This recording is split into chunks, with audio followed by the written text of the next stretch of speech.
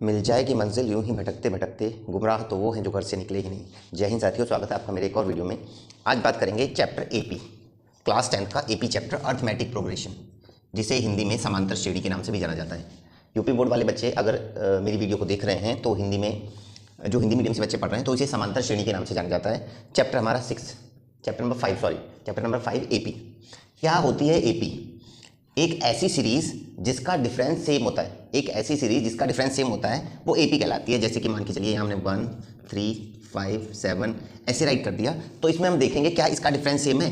इसमें +2 हो रहा है, +2 हो रहा है, इसमें भी +2 हो रहा है, तो ये हमारी एपी है। अगर डिफरेंस जरूरी नहीं है साथियों कि पॉजिटिव हो, डिफरेंस आपका माइनस का भी हो सकता है, नेगेटिव। फॉर एग्जांपल एपी हमारी ऐसे दे रखी है 7, 5, 3, 1 इस तरीके से, तो यहाँ पर -2 हो रहा है, -2 हो रहा है, -2 हो रहा है। सेम डिफरेंस जहाँ पर आए, चाहे वो प्लस का है चाहे माइनस का है, वो एपी की फॉर्म में होता है। डिफरेंस हमारा 0 भी हो सकता है। कई क्वेश्चन ऐसे आ जाते हैं जिसमें डिफरेंस हमारा 0 हो जाता है, तो वो भी हमारी एपी की फॉर्म में होगा।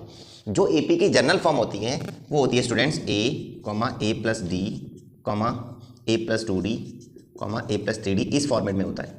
मीन्स ए को हम A1, A2, A3, A4 इस तरीके से राइट कर सकते हैं। जो A है उसे हम A1 भी बोल सकते हैं, जो A2 है उसे हम A+D भी राइट कर सकते हैं, जो A3 है उसे हम A+2D भी राइट कर सकते हैं, और जो A4 है वो उसे हम A+3D भी राइट कर सकते हैं। कहने का मतलब हमारा ये है, अगर आपको A10 फाइंड करना है फॉर एग्जाम्पल, तो आपको A10 को आप A+9D भी राइट कर सकते हैं। मतलब जितना यहाँ जो A फाइंड करना है उससे 1 कम डिफरेंस रखना है। ये एपी की जनरल फॉर्म होती है। एक्सरसाइज 5.1 तो बहुत ईजी एक्सरसाइज है, मोस्टली स्टूडेंट्स को आती होगी क्योंकि एग्जाम सर पे हैं, इसलिए एक्सरसाइज 5.1 से नहीं चलेंगे। 5.2 एक्सरसाइज के 2-4 ऐसे इंपॉर्टेंट क्वेश्चंस हैं जो कराएंगे। 5.3 फिर एक्सरसाइज आपको समझाएंगे जो कि मोस्ट इंपॉर्टेंट है।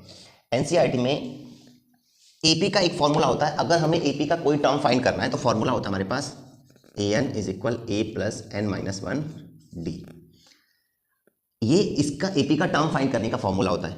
फॉर एग्जाम्पल अब क्वेश्चन यहाँ दे रखा है कि find the 10th term of the AP is, 2, 7, 12।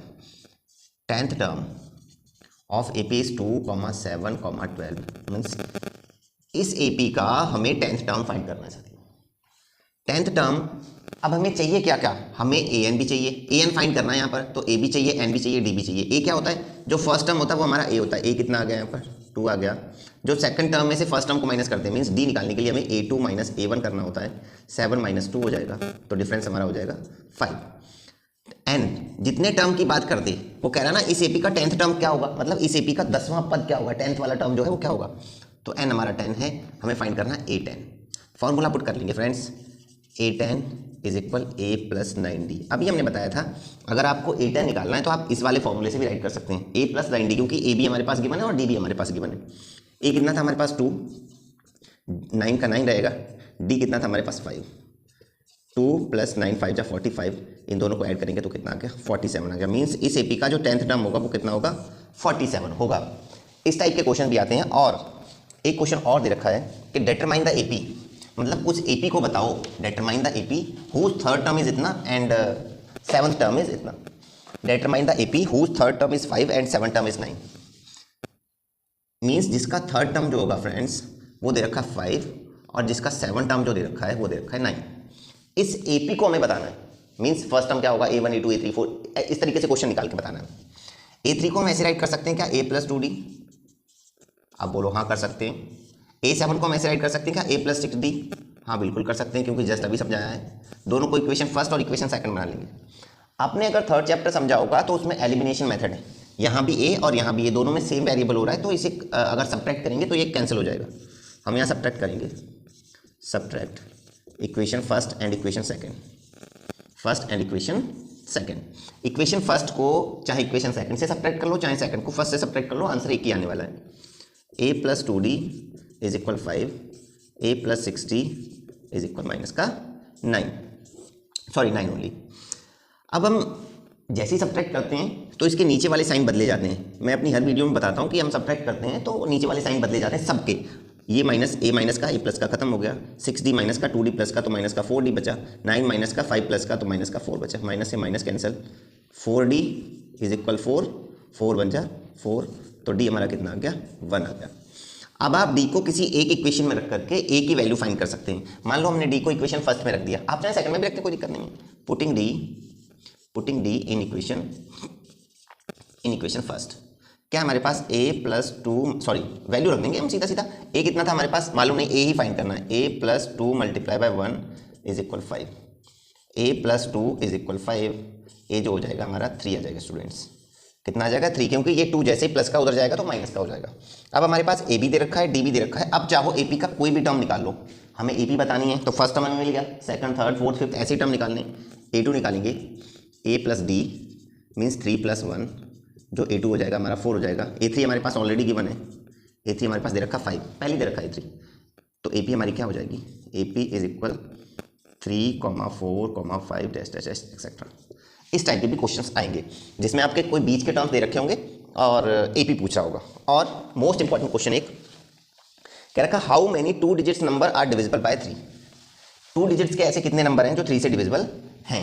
2 digits के ऐसे कितने नंबर हैं जो 3 से डिविजिबल हैं, वो भी क्वेश्चन हम निकालने की कोशिश करेंगे।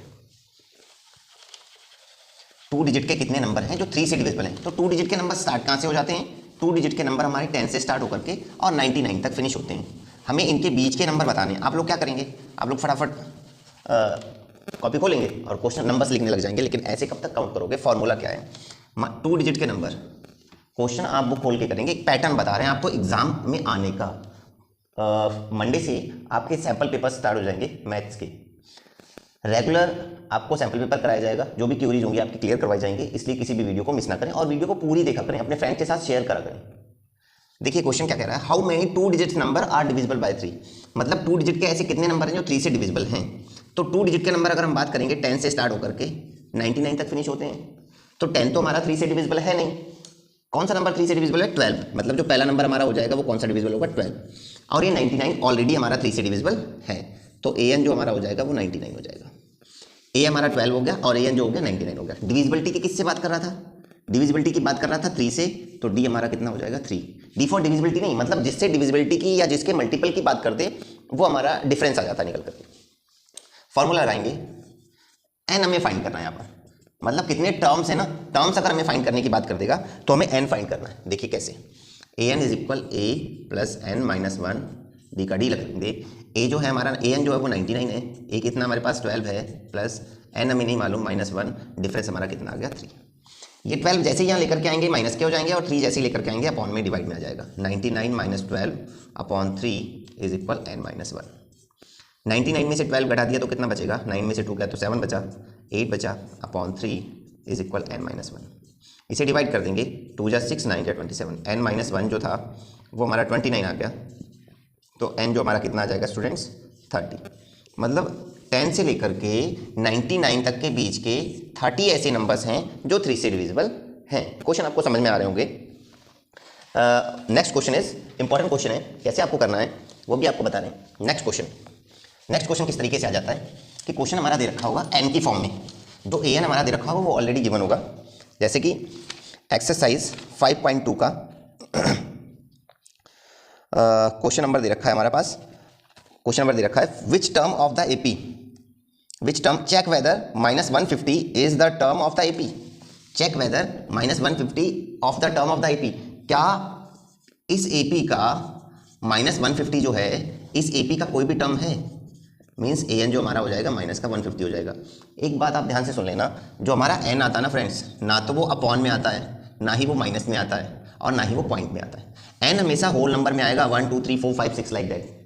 n हमेशा नेचुरल नंबर ही होता है, n जीरो भी नहीं आएगा, ना तो अपॉन में आएगा, ना माइनस में आएगा, ना पॉइंट में आएगा। तो अब देख लेंगे, पूछ रहा है ना क्या -150 इस AP का कोई टर्म है। AP क्या थी हमारे पास, AP थी 3, 8, 11, 8, 5, 2, 11, 8, 5, 2। A जो हो जाएगा हमारे वो 11 हो जाएगा, D जो हमारा हो जाएगा वो -3 हो जाएगा, n हमें फाइंड करना है। देख लेते हैं, A प्लस n-1, D जो होगा वो an के बराबर होगा। A कितना हमारे पास 11 प्लस n हमें मालूम नहीं है -1, D हमें मालूम है कितना होगा, D हमारा -3 इज इक्वल an कितना था माइनस का 150।